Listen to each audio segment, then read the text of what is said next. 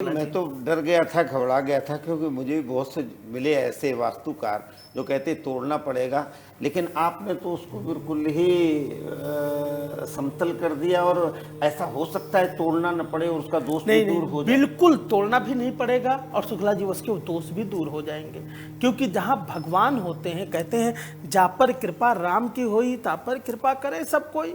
जहाँ तो प्रभु की कृपा हो गई वहां तो कृपा ही कृपा सकती है। सीताराम सीताराम सीताराम कहिए, जाहि विधि राखे राम वही विधि रहिए। ये ज्योतिष का कार्यक्रम है, आध्यात्म का कार्यक्रम है। आप पता लगा आपको कुछ? आध्यात्म और ज्योतिष में यही अंतर है और कोई अंतर नहीं है। जहां से आध्यात्म शुरू होता है ज्योतिष वहीं से शुरू हो जाती है, और जब आध्यात्म चढ़ता है तो ज्योतिष का रंग अपने आप निखर आता है। मतलब ज्योतिष का मतलब है 27 नक्षत्र, राशियां और तमाम से जो मंगल है, शनि है, बुध है, 7 बार हैं, तो इनका उपाय क्या है? देव पूजन, ग्रह पूजन। और आध्यात्म तो पूजन का प्रमोट करता है ना, आध्यात्म कहता पूजन करो। इसी प्रकार से आचार्य जी आज हम दोनों ही बड़े समझ में नहीं आ रहा कि आप लोगों ने क्या घुट्टी फुला दी है कि आध्यात्म की ओर ज्यादा जा रहे, ज्योतिष के ऊपर कम हो गए। क्यों?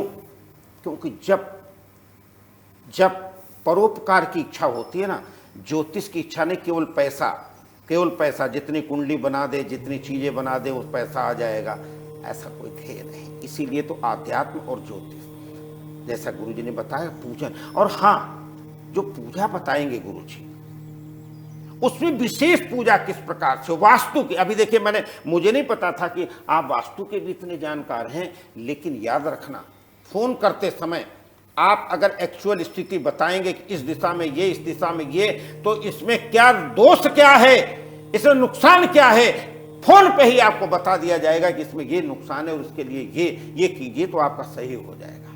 ये होती है विद्वता, ये होता है ज्ञान, ये होती है निस्वार्थ सेवा।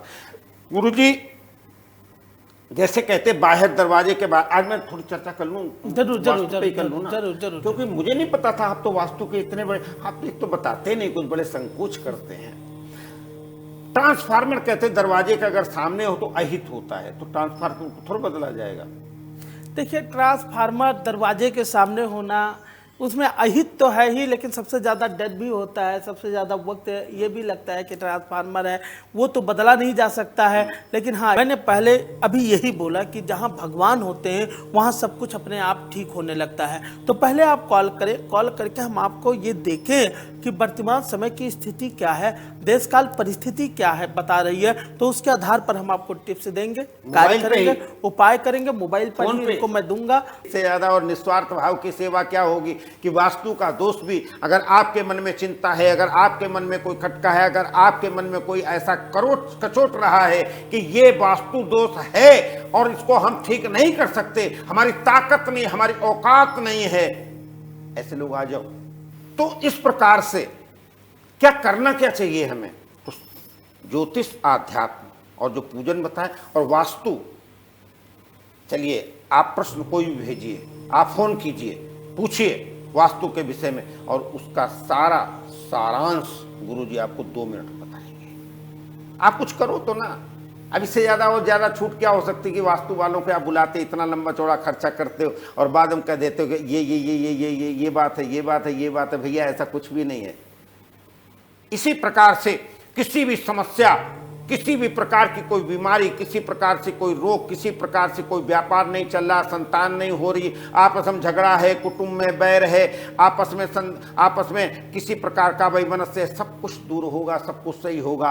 और एक भरोसो, एक बल, एक आस विश्वास, केवल विश्वास वो है। गुरुजी को फोन करो, गुरुजी निदान बताएंगे, आपका जीवन स्फूर्त हो जाएगा।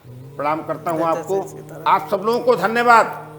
टेलीफोन करना न भूलें, कॉल करें, अभी आपकी सारी समस्याओं का निदान। और आज तो मैंने आपको बता दिया कि वास्तु की भी अगर आपको कोई चिंता है उसके लिए भी कॉल कर लें। धन्यवाद, नमस्कार।